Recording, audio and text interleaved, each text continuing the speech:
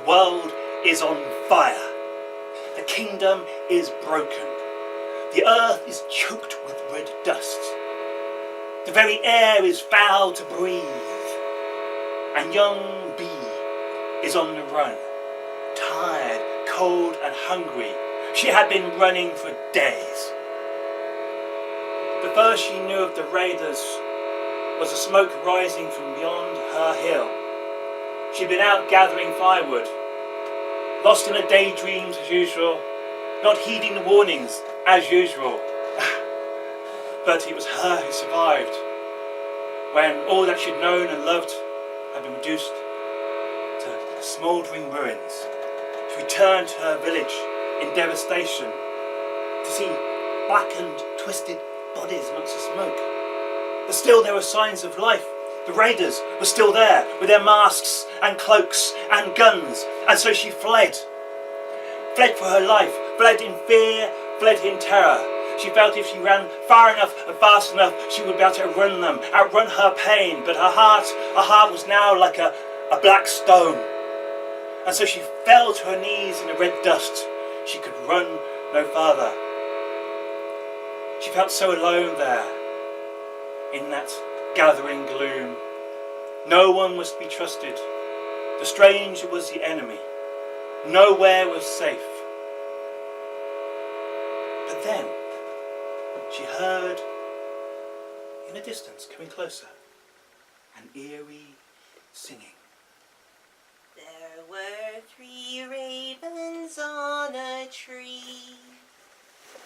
Hey down, there were 3 ravens on a tree. Hey down, there were 3 ravens on a tree. As black could be. Hey down, derry, derry, down. It looked like a hawthorn hedge, but it was moving. It was on legs and it had a glowing red eye. But then Bee looked closer and she could see it was a bent figure with a bundle of sticks upon its back, holding up a lantern. And a bony hand was calling to her. Come, come, little bird. Come, come. Food, shelter, warmth. Come, come, little bird, but quickly, quickly, before the night falls. And the figure turned, taking the red light with it. Well, Bee's belly compelled her to follow. She hadn't eaten today's food, shelter, warmth. And that overcame her fear. But then she saw to her dismay this red light disappear. She ran to the spot and she could see there was a hole in the ground beneath the twisted stump of an old tree. And there, receding down into the distance, down a passageway, was that red light. And the figure called back, "Mind your head, little bird, mind your head!" And so Bee ducked underneath a lintel stone, wriggled down under the ground. But as she brushed the edge of that lintel stone, she felt notches in the edge of that stone. What's this? I think I know what these are. Isn't this a barcode? No, no, little bird. It's Ogham, the ancient alphabet of the trees, though few people remember how to speak it, and few trees remain. But come, come, little bird, come, come, food, shelter, warmth. And so she wriggled down that passageway and appeared in an underground cave. Dark at first, and her eyes adjusted. And you could see that old figure taking that bundle of sticks off her back, placing it down, and stirring the embers of the fire alive again. And as that light grew, she could see the silhouette of this figure lifting back the hood of her raggedy cloak. And it was an old, old woman with iron hair and a profile sharp as a raven's. And this old woman muttered and grumbled to herself as she stirred the flames, light feeding it with sticks from her bundle. And as the flames flickered higher, Bee could see around her hanging herbs, old pots and pans, a makeshift bed. This was her home. Come, come, little bird. Come by the fire. Food, shelter, warmth. Bee needed no further persuading, and she came and sat by the fire to chill, to thaw out her chilled bones. And while she did so, this old crone went to an iron pot warming by the embers of the fire, and she scooped out some broth into a little bowl, and she gave this to Bee. She said, "Here, little bird, have some broth. It'll be good for you. Here. But don't eat it too quick. It will scald your lips. Take it slow now. Take it slow. Your belly hasn't had food for many days, I can see." And this old lady gave her a hard look with her black glinting eyes, and could see that little strafe had suffered much hardship, much sorrow. And as this girl, because she was really no more than a girl, sat there eating from her broth, the crone thought, "I'll tell her a story to cheer her up. She has gone through much sorrow, much hardship." And this is the story the old crone told her. Once there was a woman who fled suffering, fled sorrow, and her name, little bird, was Myrna of the White Neck, and she was the wife of the great war chief of the Fianna, the great warriors of this land from a long time ago. He was the cool, the great one. But to the battle with their mortal enemies, Clanmorna at Castle Knock, this chieftain was slain like a mighty oak falling in the forest. And the Fianna, the warband, they were scattered. They were routed. And so Myrna fled that battle with life in her belly, gifted to her by her late husband. And she fled into the forest of Sleeve Bloom, because back then, little bird, there was still forest that you could hide in.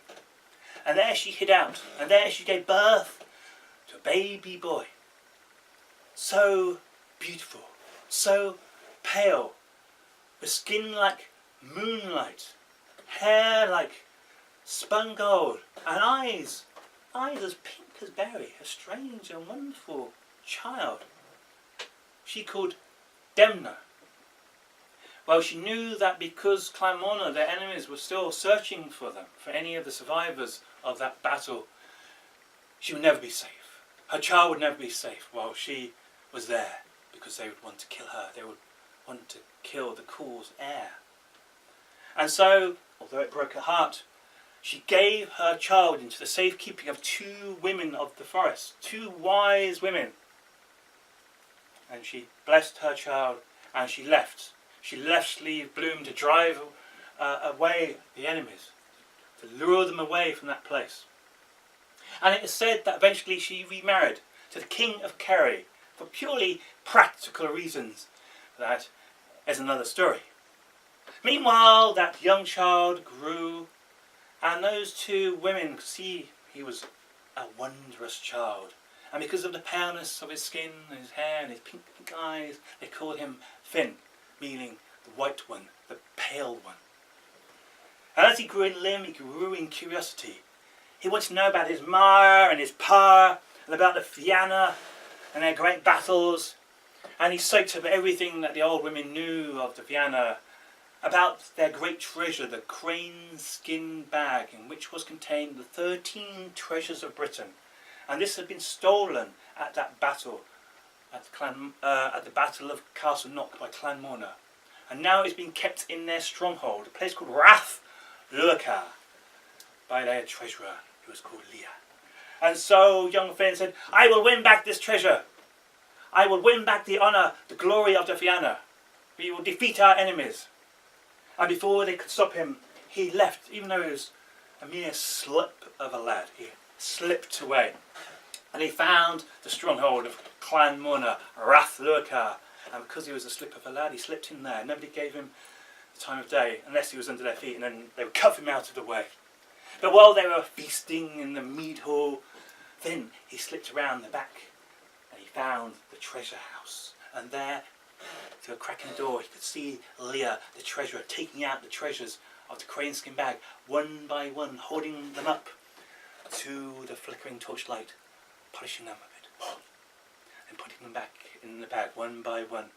And when he had finished doing this and had sealed it up, Finn slipped in to that treasure house, and with a knife he had stolen, from the kitchens, he slit the treasurer's throat. And then he took that bag and he fled from that place before they noticed, before the hue and cry could be raised. And he fled back into the wilderness. And with that crane skin bag, he found out the remaining Fianna, his father's warrior. And as soon as he showed them the crane skin bag, that's all he had to do for them to follow him. And eventually he found his uncle, who recognised the look of his father in the lad. And Finn gave that crane skin bag to his uncle and said, I have restored the treasure of the Fianna. Now who will follow me in battle and let us restore the glory of the Fianna and defeat our enemies?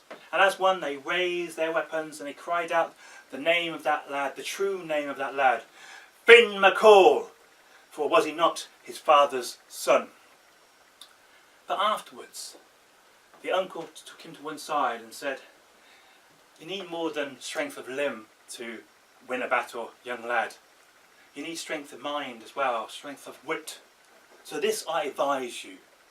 I advise you to seek out counsel from a wise druid called Finnegas. And he can be found on the banks of the River Boyne, fishing at a hazel pool, where it is said the great salmon of wisdom, Fintan, comes to feed from those plump hazelnuts every day.